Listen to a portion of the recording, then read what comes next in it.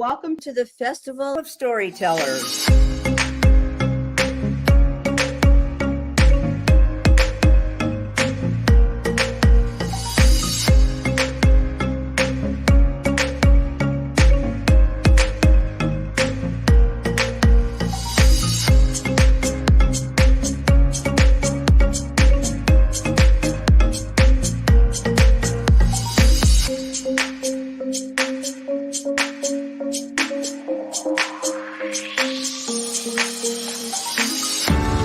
I can't tell you how excited I am to be on right now.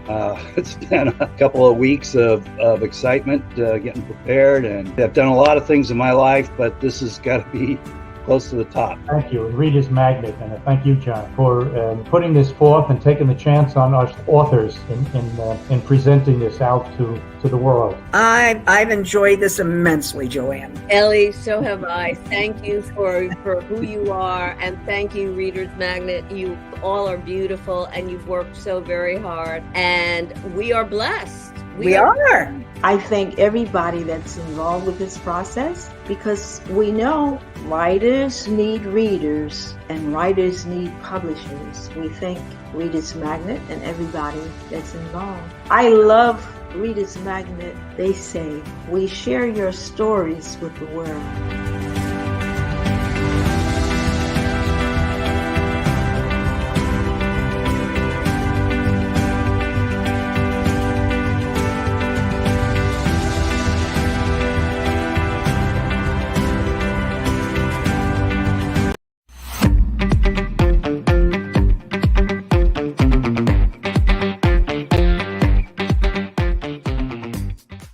Fairgoers and hello world! Welcome to the Festival of Storytellers. We're streaming live in our ReadersMagnet Facebook page and ReadersMagnet YouTube channel.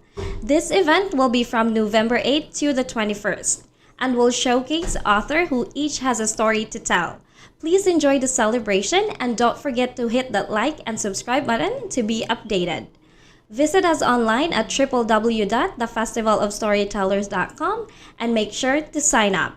Today, we have one of our featured authors, Dr. Dorothy Travis Moore, author of Passion to Educate, Moving Students from Potential to Performance. Hi, Dr. Moore. How are you today? Good afternoon. I am well this afternoon. Thank you so much for having me. It's my pleasure to be here. That's good to hear. I'm also delighted to have this conversation with you. So let's start about yourself. Can you tell us a little about yourself? Well, certainly. I grew up in the state of Mississippi, and then after that, I went on to Wisconsin. And really, after being in Wisconsin for a while, I got into education, working with children, at-risk children, and I traveled around the country. I worked in Aviano, Italy, with Air Force children, military children. I worked in California. And so I have, my God, now 40 years plus in education. And I just love it. Yes. Oh my gosh, that's amazing. You've traveled a lot. And when did you first realize you wanted to be a writer or an author? Well, I think I've been writing from my days in middle school when I wrote for the school newspaper. And then after that, I started to write with the community newspaper, just little articles and things. But later on in my career, after teaching some and then getting into administration, I began to think about it, but it wasn't really strong. Once in administration, I took a job as a hearing officer for young people who had been expelled from school. Well, I didn't like that job because I was the bad guy, giving out all the punishment. I could hear the stories of the families and the children and the incident, but I had to be the one lowering the boom. Then I asked my school district, where do these children go? And we were talking about going to places that could help them. And I decided, when the administrator at one of our buildings, an alternative school, was retiring, I said, I think I'd like that job. And that's when it hit me, because I saw then that children need hope. Children need someone in their corner. And really, what I began to do then, not necessarily for writing a book, but I journaled what was happening each day. But from there, I thought, yes, I want to write a book. I need to tell this story. Right, right. And during the process of writing the book, did you consider using a different title? Oh, so many times. Oh, because when I first started out, guns were everywhere in the community. Children were carrying guns. I think where I am now, it's not so much different from young people. But weapons were a big thing. And our school district had to have what we call task force meetings to decide what to do with the guns and the children. And I thought at that time my book should be called From Violence to Victory, because we were working with young people who had possessed guns, and guns were in their community, and trying to teach them that there's another way and to value education, even in the midst of all of the chaos that were going on in their life, to reach down and say, there's a lamp, there's a ray of light. And so to take them from a violent thing, which I call violence, and then, but to victory. Right, right. Well, it's So good that that was you one can. of the topics, From Violence to Victory. And then I moved through some other titles, A Midwestern Story of this. I think I must have changed the title about 5 or 6 times at least. Oh my. So how did you decide that that's the final title? The final title, I wanted people to embrace, in my mind, what it takes to be successful with children. And that is relationships. And you got to have a passion in your heart. You got to have that passion in your heart. So then I thought of the first edition, The Passion to Educate. That's me. That's every person out there that's willing to give children a chance. And then passion to educate them how to move them from the potential, because they got potential inside of them. It may not look pleasant now, but there's potential inside of them. So to move them from potential to performance. And that's how I came up with the final title. Well, that's a really good idea. And for those who are watching us live, you can Yeah. grab a copy of Dr. Moore's book, The Passion to Educate Moving Students from Potential to Performance, available in Amazon.com, BarnesandNoble.com, and in her website, Yes. www.dorothytravismore.com. And the second edition is still in the works, so for book orders, you may contact Dr. Moore directly in her website. And also follow her in Facebook and other social media platforms.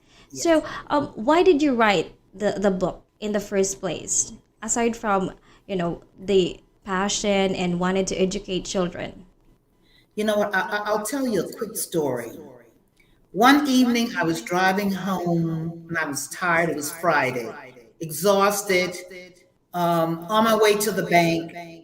And I looked to my left, and near a grocery store, there were 5 boys who were taking the gloves off of another guy. And cars were just passing by. You can see people looking, going, oh, those terrible kids. And I saw them, and I don't know, something inside of me said, turn the car around.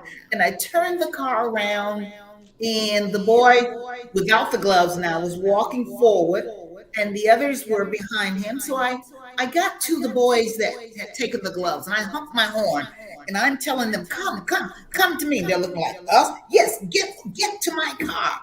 And so they come up to my window.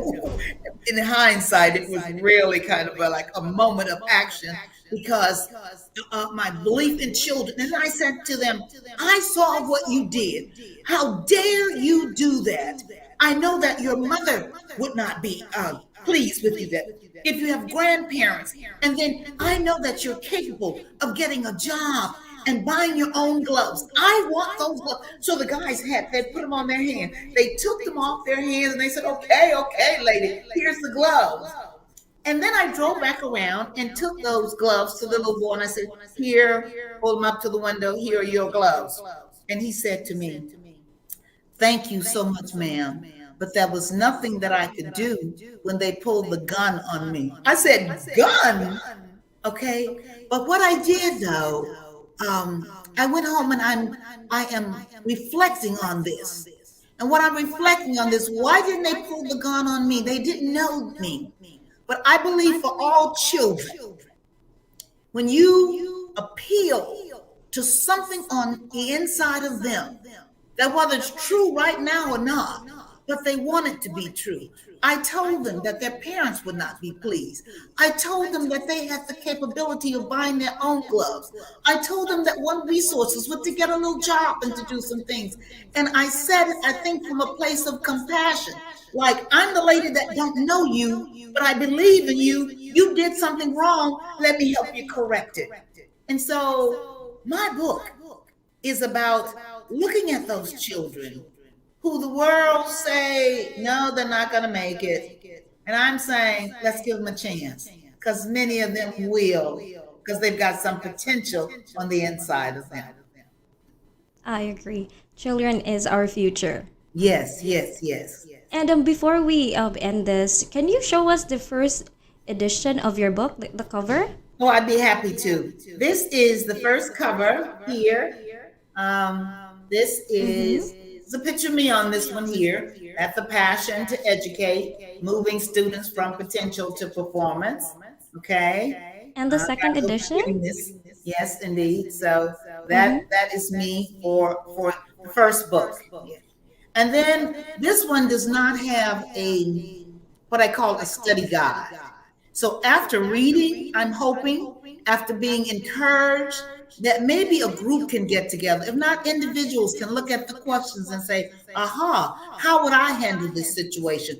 What can I do? Or anticipate, because many of the things that I talk about in my book, if you're working with children, you're going to come across some of them sooner or later. So that's the first one. And the second one? I have a cover of the second one here. You can see that I love this cover. And this one simply says, moving students from potential to performance. And I love the cover of this book here. So that's really nice. Just wait. It's going to be available. And I'm just praying it'll be a blessing to all of those. I'm sure. Take a look at it. All right. It was a good talk, Dr. Moore. Thank you so much for being with us today. Oh, thank you very much. I enjoyed it. Thank you. Me too. All right, everyone. Dr. Dorothy Travis Moore, author of The Passion to Educate, Moving Students from Potential to Performance. Her first edition is available in Amazon.com, BarnesandNoble.com, and in her website, www.dorothytravismore.com. The second edition is still in the works, so for book orders, you may contact her directly through her website. Follow her in Facebook and other social media platforms. Again, thank you, Dr. Moore. And as we say it here in Reader's Magnet, we share your story with the world. Good day, everyone. For that. Bye.